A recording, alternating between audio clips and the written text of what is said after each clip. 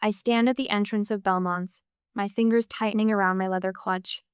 Through the amber glow of vintage chandeliers, I can see them laughing, wine glasses held high in some private celebration.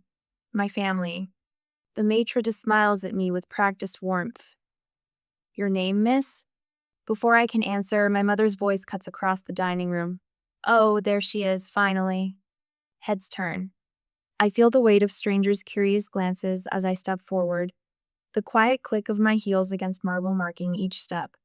My black dress is simple, but well-tailored, the kind that whispers success rather than screams it. They've positioned themselves at the restaurant's finest table, the one with the view of the downtown skyline I once dreamed of being part of. Mother, cousin Lucas, his wife Brittany. The light catches the ruby pendant at my mother's throat, a gift from my father before cancer took him during my sophomore year of college.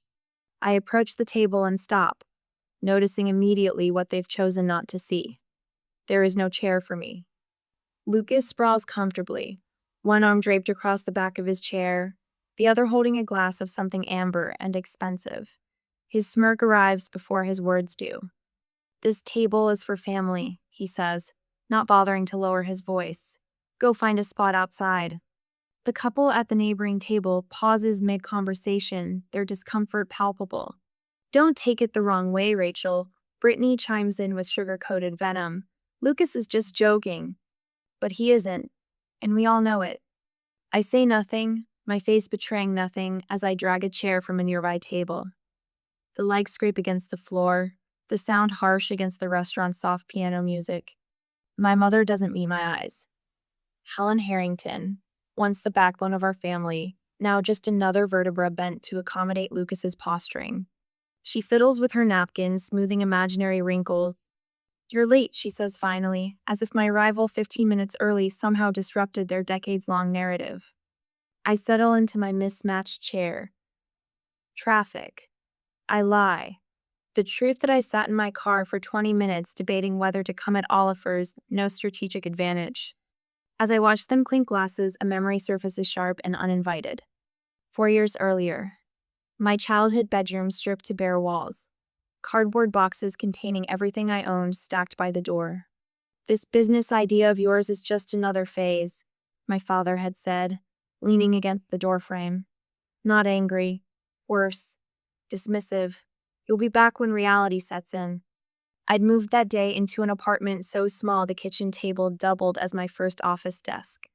I worked 18-hour days, ate ramen heated in a microwave that sparked if you ran it too long, and built my company one client at a time. That first Christmas, I'd called home. The sounds of laughter and clinking glasses had filled the background as my mother explained they were just having a small gathering. One I wasn't invited to. When Meridian Corp signed my first six-figure contract, the validation that changed everything I'd wanted to call them. Instead, I'd opened a bottle of champagne with my 2 employees and toasted to those who believe in themselves when no one else will. Rachel? Earth to Rachel. Lucas snaps his fingers in front of my face. I blink, straightening in my chair. Yes? We've been talking about St. Bart's, Brittany says, twisting her diamond tennis bracelet. Lucas and I went in January. The Rothschilds were actually staying at our resort. I take a sip of water. 3 days ago, my mother's desperate phone call had broken our usual pattern of polite monthly check-ins. It's been so long, sweetie. Everyone misses you. Her voice had carried that particular tone, the one that speaks more in its silence than its words. But loneliness is a powerful motivator, and some buried part of me still longed for a place at the family table. Now I see Lucas's new Rolex glinting as he gestures a watch that costs more than the monthly rent for my first office space. Brittany's purse casually displayed on an empty chair, the designer logo prominently facing outward. Their conversation bounces from exclusive vacation spots to luxury purchases with the frantic energy of performers who've forgotten their next line. I don't participate. I watch. The waiter arrives with coffee, and I wrap my hands around the warm mug, observing the theater playing out before me. You know what? I'm splurging tonight, Lucas announces, tapping the menu decisively. The Wagyu ribeye. And let's do the 2015 Bordeaux, he tells the waiter without looking up the price. Life's too short for cheap food. Brittany nods enthusiastically. Lobster for me, and maybe we should start with champagne? It's a special occasion, we should treat ourselves. One by one, they order the most expensive items on the menu, exchanging knowing glances when they think I'm not looking. My mother nervously fidgets with her napkin, complicit but uncomfortable. I hide my small smile behind my coffee cup as understanding dawns. Now I know exactly why I'm here. So then I told the Andersons that waterfront properties in this market are practically giving themselves away, Lucas says, swirling his wine with practiced nonchalance. They signed the paperwork that afternoon. 2 hours. 2 hours of carefully choreographed conversation that flows around me like water around a stone. Every time I open my mouth to speak, Lucas's voice rises half an octave, drowning out my words before they can take root.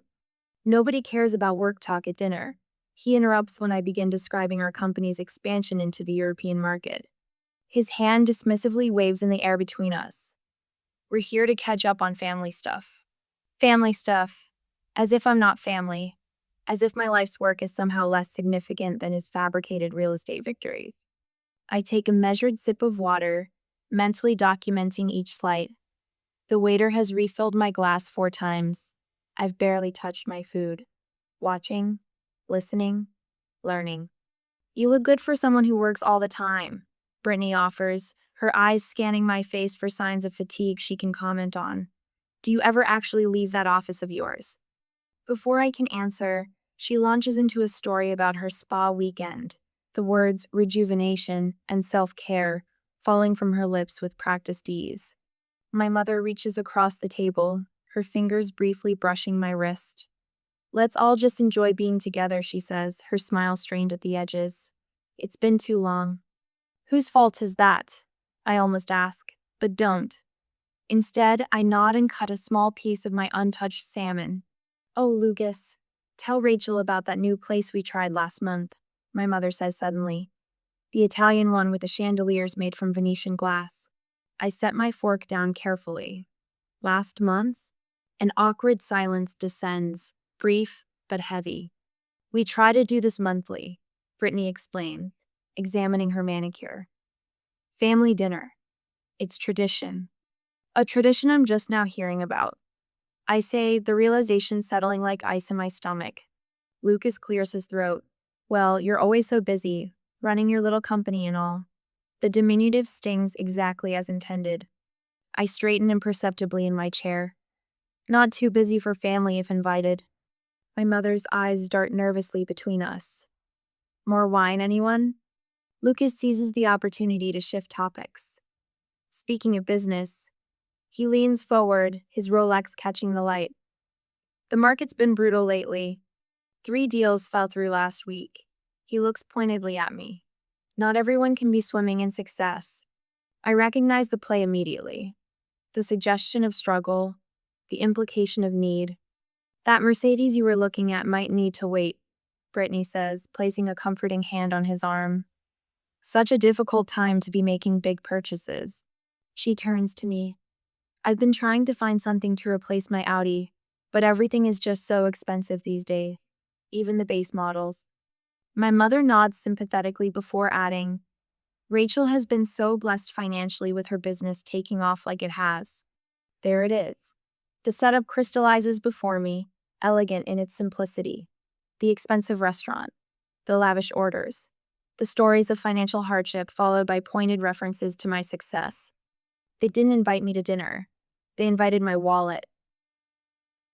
The waiter approaches with practiced timing, a leather-bound check folder nestled in his hands. Lucas catches his eye and nods slightly. The folder lands directly in front of me with a soft thud. I don't immediately reach for it. The silence stretches, heavy with expectation. Liang bai.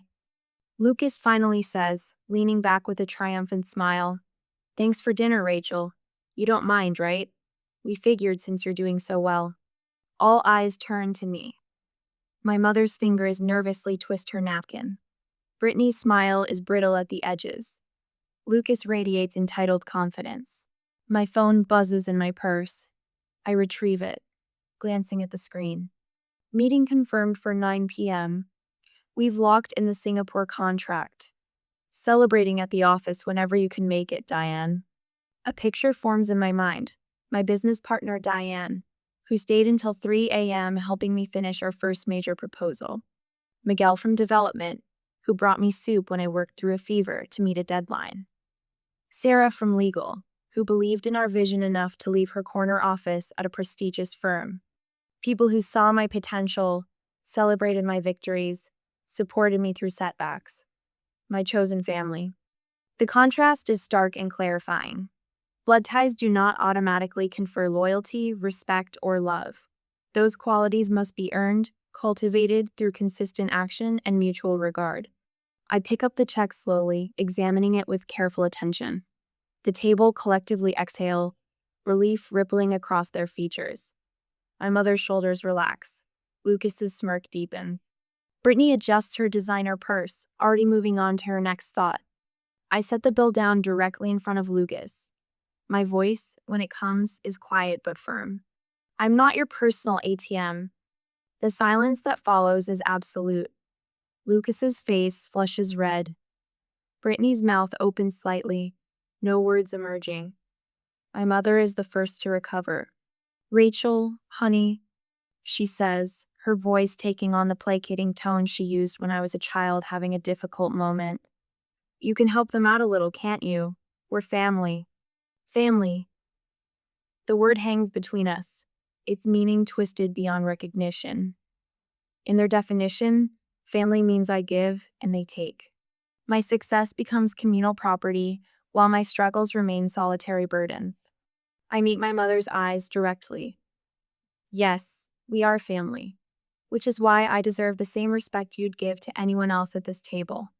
The trembling begins in Lucas's hands first, a slight vibration that travels up his arms as the reality of my refusal sets in.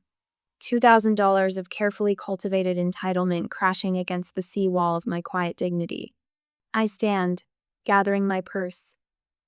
Not in anger or haste, but with the deliberate movements of a woman reclaiming her worth one boundary at a time. Have you ever had to stand your ground against family members who tried to take advantage of your success? What words did you use to set boundaries? The bill sits between us, leather-bound and imposing. $2,200 for a single dinner. Lucas stares at me, his face gradually shifting from smugness to disbelief as I make no move toward my purse. The flush begins at his collar and climbs upward, cheeks an angry crimson. You can't be serious. His voice rises, drawing glances from neighboring tables. You make more than all of us combined. I take another sip of my coffee, savoring its bitter warmth. That's irrelevant to who ordered what. Brittany leans forward, the sweetness in her voice curdling. We wouldn't have ordered all this if we knew you'd be so petty about it. Her designer bracelet catches the light as she gestures toward the untouched dessert plates, the half-empty wine bottles. My mother touches my arm, her fingers trembling slightly. Maybe we can split it somehow. You take half, and we'll manage the rest? The restaurant manager approaches, his practiced smile tightening at the corners. Is everything all right here? I couldn't help but notice some concern. His gaze flicks between our tense faces and the untouched bill, professional concern barely masking discomfort. Beneath my calm exterior, emotions crash against each other like storm waves. Anger, disappointment, a strange, unexpected grief for what this family could have been. We've been planning this dinner for weeks, Lucas finally admits, his voice dropping to a harsh whisper. You never return Mom's call. You're too busy for family gatherings. What were we supposed to do? Ask. I say simply, not manipulate. Brittany's perfect mask slips further. You never come to family things anyway, unless there's something in it for you. The accusation hangs in the air between us, heavy with irony she doesn't recognize. When have I ever been genuinely invited? I counter quietly. The last 3 Christmases. Dad's memorial service anniversary. Your housewarming. I was there alone, while everyone else brought partners and barely acknowledged. Mother dabs at her eyes with her napkin. We just thought you wouldn't mind helping out the family, she whispers, tears welling. Things have been difficult. I didn't know how else to ask you. Difficult how? I press, already suspecting the answer. Lucas and Brittany exchange glances. I lost my job 3 months ago. Lucas stares at his plate, the admission clearly costing him. The real estate market tanked and our firm downsized. He's been looking everywhere, Brittany adds quickly. But we have appearances to maintain. You understand that. I think about the Rolex on his wrist. The European vacation photos Brittany posted last month. The designer purse preening on its own chair. Our credit cards are maxed out, Brittany confesses, her voice barely audible. All of them. The picture clarifies, maintaining the illusion of success while drowning in debt. And I'm the designated life raft. I remember my 8th grade science fair winning first place with a solar energy project I built myself. My parents didn't attend. They were celebrating Lucas passing algebra with the minimum grade required. My high school graduation, where my valedictorian speech received polite applause from my family, followed by excessive fawning over my cousin's acceptance to a state college with a C average. Working 2 jobs to put myself through college while they posted family vacation photos from Cancun. Sorry you couldn't join us, Rachel, but we know how dedicated you are to your studies. The Christmas after I started my business, when Lucas loudly proclaimed to the extended family, Rachel's playing entrepreneur now. Let's see how long until she comes back to the real world. Holiday gatherings where I arrived alone because work consumed my life, while they brought significant others who were welcomed immediately. Family dinners where my growing business successes were deliberately ignored, changed to other topics with practiced smoothness. Remember Thanksgiving 2 years ago? I asked quietly. Lucas looks confused by this apparent non sequitur. I had just landed the Westfield account. It doubled my company's revenue overnight. When I mentioned it, you said, and I quote, "Nobody wants to hear about your little company at dinner, Rachel." That was just a joke, he mutters, but his eyes slide away from mine. And Mom's 4th of July barbecue last summer? When I mentioned we'd expanded to a new office downtown, you told everyone I was trying to sound important and changed the subject to Brittany's new car. Mother shifts uncomfortably, never having defended me against these slights. And now my little company makes me worth asking for money. I tap the bill with one finger. Interesting timing. The manager returns, his professional demeanor intact, but purpose clear. I apologize for the interruption, but we have other guests waiting. We'll need to resolve the bill soon. His polite words carry firm urgency. Lucas's frustration boils over. Fine. You've made your point. Just pay half. Brittany frantically taps at her phone, evidently messaging friends for emergency loans. From her increasingly panicked expression, the responses aren't favorable. Nobody's answering, she hisses at Lucas. Lucas pulls out his wallet, flipping through it with growing desperation. A membership card, a driver's license, a single $20 bill.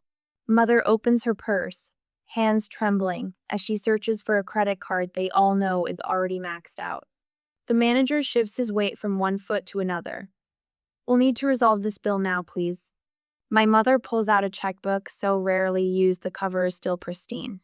Rachel, please, she whispers, just this once. I think about all the just this once moments that would inevitably follow. The gradual erosion of boundaries, the entitled expectations that would grow with each concession. You ordered it, you pay for it, I say, meeting each of their eyes in turn. I'm only responsible for my coffee. I place a $10 bill on the table, $4 for my coffee, $6 for the server who has to witness this family drama. Lucas grips the edge of the table. You'd really let your own mother be humiliated in public? No, I answer, the word sharper than I intended. But I'd let adults face the consequences of their choices. What price would you put on self-respect? As I look at the $2,200 bill and the family who plotted for weeks to manipulate me into paying it, I realize I already know my answer. You'll regret embarrassing us like this, Lucas hisses, leaning across the table until I can smell the expensive bourbon on his breath. His voice is low enough that nearby diners won't hear the words, but loud enough to ensure everyone at our table does. The veneer of family warmth has vanished like morning dew under a harsh sun. Brittany's eyes well with tears, perfectly timed. 2 drops slide down her cheeks, leaving trails through her foundation, but somehow not disturbing her mascara. "I can't believe you'd do this to your own family," she says, her voice catching on the word family with practiced precision. "After everything we've done for you." Mother fidgets with her ruby pendant, twisting it back and forth on its chain. The pendant catches the light with each nervous movement, sending small red reflections dancing across the crisp white tablecloth. "Rachel, please," she says, not meeting my eyes. "After everything we've done for you." The phrase hangs in the air between us, a question without a question mark. I search my memory for what, exactly, they've done for me beyond offering conditional love with strings attached like puppet masters. The unified front they presented just minutes earlier, their smug certainty that I would cover this extravagant bill begins to crack like thin ice under too much weight. Lucas pulls out his wallet and slaps down a credit card with theatrical confidence. The manager runs it through the machine, then returns with a tight smile. "I'm sorry, sir, this card has been declined." Lucas's face flushes. He produces another card, then another. Each time, the manager returns with the same apologetic expression. Brittany digs through her designer purse, her fingers trembling slightly as she hands over her own card. "I'm sorry, ma'am. I watched this performance unfold, my coffee now cold between my palms. The weight of their expectations, this trap they've laid, sits heavily across my shoulders. But as they scramble to solve a problem entirely of their own making, something shifts inside me. I place a $5 bill on the table beside my untouched coffee cup. "For my coffee," I say, adding another 20. "And a tip for our server." 3 pairs of eyes swing toward me, each revealing a different flavor of desperation. Lucas opens his mouth, but I meet his gaze with such steady calm that his words die before reaching his lips. "I'm just letting everyone take responsibility for their own choices," I say, looking at each family member in turn, my voice neither angry nor satisfied, simply resolved. "We all make decisions. We all live with the consequences." I gather my purse and stand. My shoulders, which have been tight with tension since I first walked into Belmont's, suddenly relax. I feel taller, straighter, as if I've put down a burden I've been carrying for years. The manager clears his throat. "Perhaps there's someone else you could call for assistance with the bill." Lucas's nostrils flare as he pulls out his phone. He steps away from the table, his back rigid as he makes a call that clearly pains him more than any physical injury could. Brittany's fingers fly to her wrist, unclasping her tennis bracelet with frantic movements. She begins removing earrings next, piling the jewelry in front of her as if preparing for a pawnshop visit. "Rachel." My mother rises, following me as I step away from the table. Her voice drops to a whisper. "Please reconsider. Just this once. We can work something out later." I turn to face her. For the first time tonight, her expression contains genuine emotion rather than social performance. Fear lurks in the lines around her eyes, not just fear of the bill, but fear of losing me. "This isn't about money," I say gently but firmly. "It's about respect. I won't be used, not even by family, especially not by family." She flinches as if I've slapped her, but the words needed to be said. I catch my reflection in the restaurant's ornate mirror as I turn. The woman looking back at me stands straight, her eyes clear and certain. For the first time all evening, perhaps for the first time in years, I recognize myself completely. Tomorrow, I'll sit with my team people who value my ideas, who collaborate rather than manipulate. People who've earned my trust through consistent respect rather than assumed it through genetic connection. As I reach the door, my mother's hand catches my elbow. "Please don't leave like this," she says, her voice smaller than I've ever heard it. Her eyes, so like mine in color but not in conviction, search my face for mercy. I cover her hand with mine, feeling the paper-thin skin that speaks of her advancing years. "This pattern needs to end," I tell her, my voice softening. "I'm willing to talk just you and me when you're ready. But there need to be new rules. Respect, honesty, and no financial exploitation." She swallows hard, nodding slightly. Call me when you're ready, I add, squeezing her hand once before letting go. I push through the heavy glass door of Belmont's and step into the cool night air. Behind me, the family drama continues to unfold, but ahead of me stretches an evening suddenly free of obligation. A future reclaimed, one boundary at a time.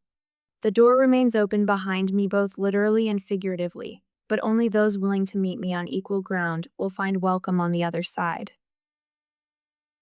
My heels click against the asphalt as I stride toward my car. The night air feels clean after the suffocating atmosphere inside. I hear the restaurant door slam open behind me. Rachel, Lucas's voice bounces off the parked cars. I keep walking, my key fob's in my hand, freedom just 20 steps away. Don't you dare walk away. His footsteps quicken, gaining on me. You're not part of this family anymore. The words are meant to wound, to stop me in my tracks. 5 years ago, they might have. I slow my pace but don't turn. Look at me when I'm talking to you. I pivot, shoulders square. Lucas's face is mottled red beneath the parking lot's fluorescent glow.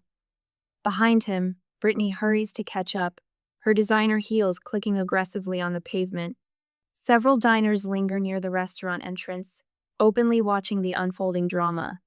You ungrateful little, Lucas cuts himself off, breathing hard. Who do you think you are? I think I'm someone who just wanted a normal family dinner.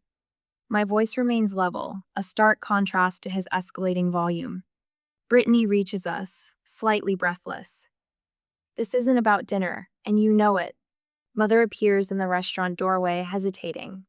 I see the indecision in her posture caught between her niece and nephew and her only daughter. Lucas runs his hand through his hair, a gesture so reminiscent of my father that it momentarily disarms me. Then his expression shifts, calculated concern replacing raw anger. Mom has medical bills she can't pay, he says, voice dropping to an urgent whisper. We wouldn't have asked, but it's serious. I look past him to Mother, who can't meet my eyes. The final piece clicks into place. This dinner wasn't just about sticking me with an expensive bill. It was the prelude to a much larger financial request. We wouldn't ask if it wasn't serious, Brittany adds, her voice honey-sweet again. Family helps family, Rachel. A couple passing by slows their pace, pretending not to listen. I wait until they're out of earshot. There are better ways to ask for help than manipulation, I say quietly. If Mom has medical issues, I'd be the first to know about it. Mother finally approaches, her ruby pendant catching the streetlight. It's just some tests, honey. Nothing to worry about. Insurance covers most of it. The betrayal stings worse than Lucas's anger. Mother was in on this scheme from the beginning, using her health as a bargaining chip. I take a deep breath, weighing decades of family history against this moment. Mom, if you have medical needs, we can discuss that privately. I'm willing to help with legitimate expenses. See? Lucas bursts in. She can afford. I lift my hand, cutting him off. I wasn't talking to you. Brittany steps forward. We're all family here. Supporting family doesn't mean enabling bad behavior, I reply. Showing up tonight and discovering you plan to use me as your personal ATM isn't how family treats each other. I reach into my purse and extract a business card, holding it out to Mother. She takes it with trembling fingers. Call me tomorrow. Just you, I tell her. Then I turn to Lucas and Brittany. Figure out your own bill tonight. You can't be serious, Brittany sputters. I am. And if Mom wants to discuss her medical situation honestly, I'll consider helping. But I won't be manipulated again. I turn to leave, the weight of their stares heavy on my back. You think you're better than us now? Lucas shouts, his voice echoing across the parking lot. I pause, considering his question. Am I? With my successful business and financial independence, it would be easy to think so. But that's not it at all. I glance over my shoulder. No, just different, and that's okay. The simple truth lands like a stone dropping into still water. Lucas's mouth opens and closes without sound. Beside him, Brittany sinks onto a nearby bench, her facade completely shattered. All the energy she'd put into maintaining appearances drains away in an instant. Mother stands frozen between us, her gaze darting from me to Lucas and Brittany. I see the silent calculation in her eyes follow her daughter, or stay with her niece and nephew. The tableau we create is illuminated by headlights as a car pulls into the lot, briefly spotlighting our family drama for all to see. Rachel, please, Mother whispers, but doesn't move toward me. I nod once, accepting her choice without comment. My number's on the card. As I walk to my car, I don't look back. The sharp night air fills my lungs with each breath, and I realize I'm not sad, I'm relieved. For the first time in years, I've spoken my truth without apology. My hand doesn't shake when I unlock my car door. The woman reflected in my window looks steady, unbroken, different, not better, and finally at peace with that distinction. Inside the safety of my car, I allow myself one deep, shuddering breath before turning the key in the ignition. As I drive away from Belmont's, I leave behind more than an unpaid dinner bill. I leave behind the weight of expectations I never agreed to carry. Tomorrow, Mother may call, or she may not. Either way, I'll sleep soundly tonight. I stand at the wall of windows in my office, watching the city awaken beneath me. 3 months since Belmont's. 3 months of reclaiming what family means. The morning light catches on the framed photo on my desk, me at 22. Exhausted but determined, sitting at that kitchen table that doubled as my first desk. I touch the frame lightly, a silent acknowledgement of how far I've come. Rachel, Maya, my operations director, appears in the doorway. Team's ready when you are. I follow her into our conference room where 6 faces turn to me with something I never found at that restaurant table: genuine respect. Let's begin, I say, and the meeting flows with the practiced rhythm of people who value each other's contributions. No one speaks over anyone else. No one belittles ideas. We build together, brick by thoughtful brick. This is what I've built. Not just a business, but a community. 1 sugar, right? Mom asks, sliding the coffee across the cafe table toward me. I nod, watching her hands steadier now than they were a month ago. We've made these coffee meetings a monthly tradition, small steps. The bookstore hired me full-time, she says, pride creeping into her voice. Manager liked how I reorganized the history section. That's great, Mom. She hesitates, then adds, I've been meaning to thank you for not giving up on me that night. The memory of Belmont's flickers between USA ghosts growing fainter with each passing day. I'm learning too, I admit, about where to invest my energy. Last week, Mom joined us for my birthday dinner, not at some ostentatious restaurant, but in Eliza's backyard. My friend since college, Eliza had strung lights across her patio and cooked my favorite lasagna. Mom brought homemade brownies and fit seamlessly into the evening, laughing genuinely at Jordan's terrible jokes and listening to Kim's stories about our early business struggles. For the first time, I saw her without the shadow of Lucas and Brittany looming over her. Lucas took a job in Hartford. Mom mentions casually as we walk through the park the following Sunday. Something in sales, smaller salary, but he seems, I don't know, lighter? I nod, not surprised. We've kept our distance, but through Mom, I've heard snippets. Brittany's Instagram no longer features designer labels and exotic locations, but home-cooked meals and local hiking trails. Their fall was hard but necessary. He asked about you, Mom adds tentatively. When he's ready for an honest conversation, he knows how to reach me. I've made peace with the timeline being out of my control. Some relationships heal, others remain broken. Both outcomes are acceptable.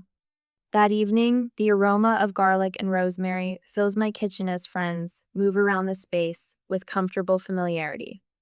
Mom arranges her homemade rolls in a basket, contributing rather than expecting. Wine's open, calls Eliza, pouring generously.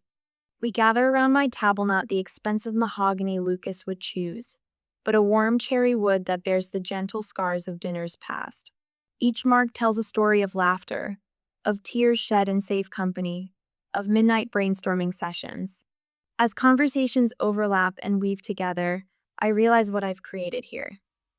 Not the pale imitation of connection that lived in those strained restaurant meals, but something authentic. These people see Menet as a resource to exploit, but as a whole person, flaws and strengths alike.